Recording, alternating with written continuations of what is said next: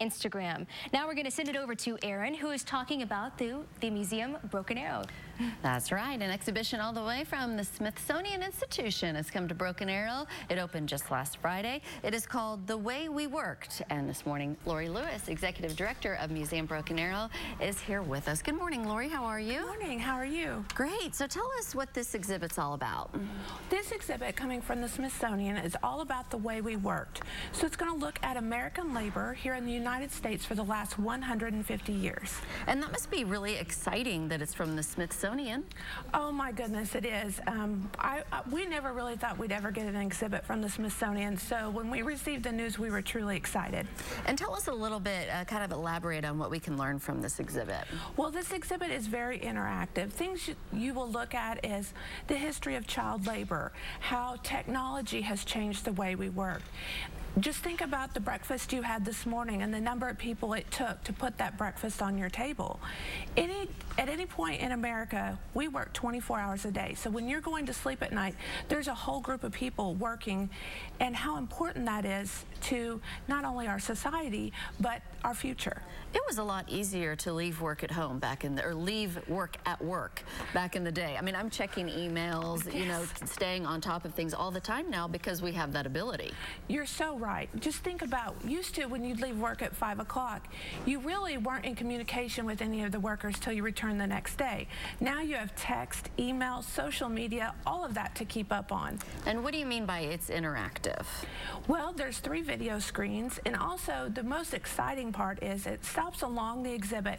We ask you and actually encourage you to take out your cell phone, dial a number, and you can listen to a curator from the United States National Archives tell you what you're looking at. Broken Arrow. That is awesome, and really a learning experience, especially for kids who may not realize how things used to work. Oh, that is so true. We encourage families to bring their kids, grandparents, bring your grandchildren. Share the history of your family's work experience. 100 years ago, we worked a lot differently.